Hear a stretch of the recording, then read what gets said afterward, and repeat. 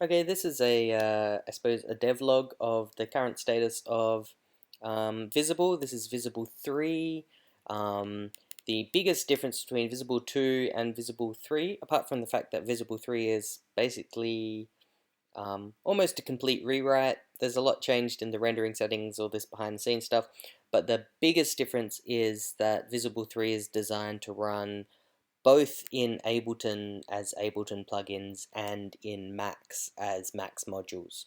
So the end result is vizzable 3 is going to be somewhat like Vizzy, except GL, OpenGL optimized, run on your GPU. You're going to have heaps of plugins, and it'll perform much, much better than Vizzy for this particular task of VJing and effects and stuff. So I thought I'd just put a quick video together to show some of my thinking around how this might be used in Max, what I'm currently doing. So if you want to have a play with it, if you want to pull it off of GitHub and have a play, then you'll have some idea of what to do.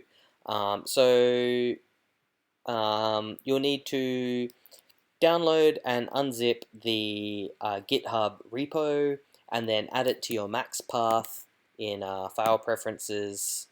Put wherever it is, it needs to be in one of the folders listed here so Max can find it. And then the idea with the Vizzy modules or the vizzable modules is to use them as B patches. So the way I've been doing it is I create a new B patcher and then just give it the argument of the name of the device you want to instantiate. So I'll make an effect, I'll make a blur.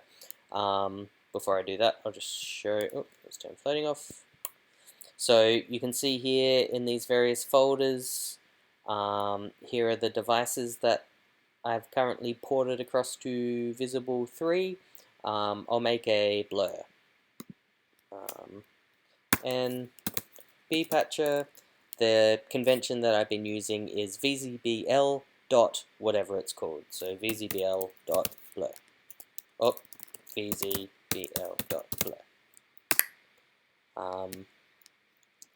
And cool. I'll plug that in. There we go. And now we can blur the image.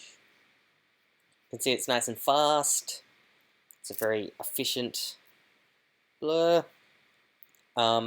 So these modules differ from Vizzy in that Vizzy, for every parameter that you've got, if you want to adjust that parameter, there are inlets along the top of the module that let you connect to a particular parameter. Now, some of the devices that I'm making have a lot of parameters, like the text device. You'll notice this has heaps of stuff, and I don't want to have all these dots along the top. So the approach that I've taken is the rightmost inlet on all devices is the message input inlet, and you can automate any of these parameters by sending a message addressed to whatever the label on the parameter is. So in this case it's amount, so we could say amount $1 and then make a float number box or a dial or however you want to control it through OSC or an LFO or whatever. And there you go. Now I can control amount from outside of the module. That's the general idea.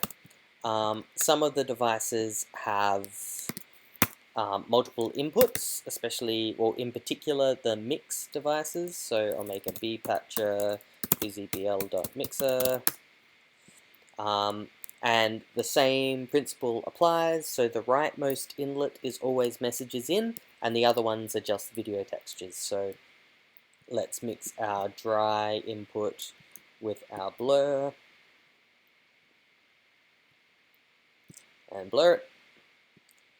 So there we go, we've got sort of a bloomy thing. I've added a bunch of new blend modes. And again, we can level 2, $1,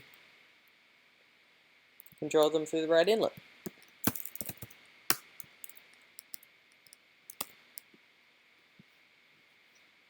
So that's the general idea.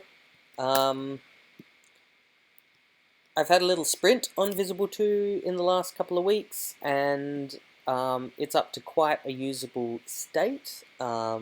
Definitely, up to being played with.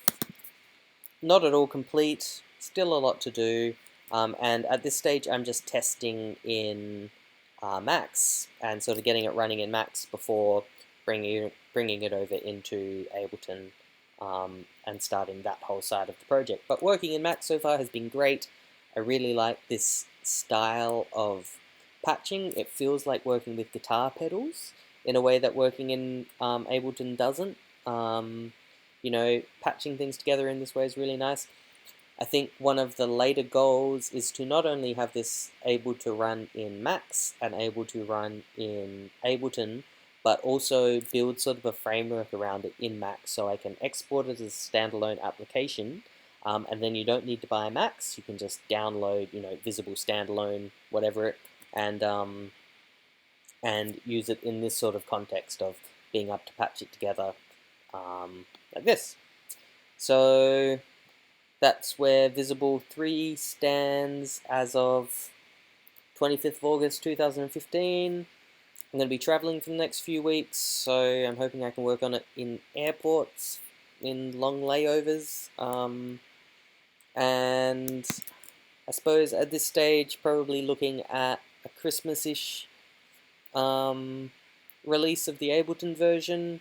It'll be plugging along all the way up till then, but there's still a lot to do until it's working happily in Ableton. Download it from my GitHub, put a link down there. Follow the GitHub, you can see when it's updated, and join our Google group where we're talking about this stuff. And yeah, thanks for watching.